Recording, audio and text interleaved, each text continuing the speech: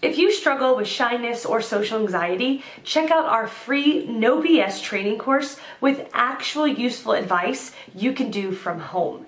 None of that just get out there nonsense. The link is in the description below. For now, let's get to today's question. The question, what is the most striking difference between an introvert leader and the extrovert one? Answer by Travis S. Allen. As an elected leader and introvert, I would say that there are a few major differences, and keep in mind that one style of leadership is not necessarily better than another. First, I would say that reluctance to be the center of attention can be a moderating trait for those in high positions. Introverts tend to be less comfortable in the spotlight, meaning that when we ultimately do become aroused enough to lead, we do it with the full force of our passion, drive, and careful management of resources. We're not in it for the titles, the social benefits, or the accolades. We don't use ambiguous words like collegiality, and we don't run silly campaigns. We level with people as individuals and they can sense our sincerity. I lead by influence, setting a standard of appropriate behavior and trying to show consistently that I am willing to work as hard if not harder than anyone else. Because of this, I have earned the trust and respect of my peers. Introverts are adept at understanding people, specifically what motivates different people, and that becomes a very powerful asset for anyone who is a skilled diplomat or a strategic planner. Delegation is most effective when you capitalize on the strengths and ambitions of others to achieve goals that are mutually beneficial. I am also well conditioned to sense and respond to changes in the levels of productivity and morale.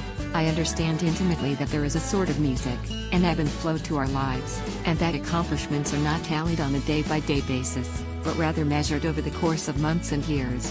That being said, leaders must exercise strength in establishing core values as the foundation of goals, and then setting up checkpoints to keep things on track.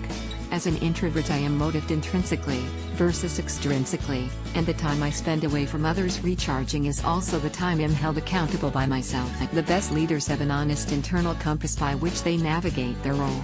Consideration of others is important. Still, those same people want to see that you can act when the time comes. You can't crowdsource everything.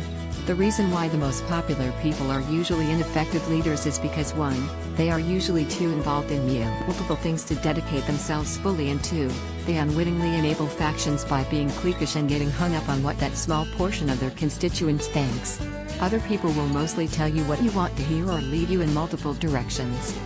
I am not the most popular person in my class by a long shot, but I am well liked. Answer by Holly Robertson. The biggest defining difference between introverts and extroverts is how draining they find noisy, prolonged social interaction with multiple people. So, based on that, I would say introverted bosses are less likely to run frequent, long, big meetings.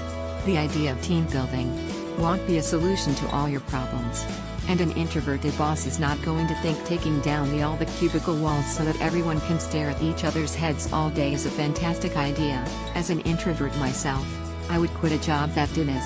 Answer by Shabazz Ansari. In my opinion, introverts people prefers 1 logical decision making, 2 focus on order, 3 accuracy and systematic thought processes. For those who prefer feeling, seek harmony and are sensitive to the inner values of themselves and others. Extrovert people prefers 1 logic will make decisions that are decisive, 2 clear and goal directed, 3 those who make decisions based on values will work to create structure to help people meet their needs and values.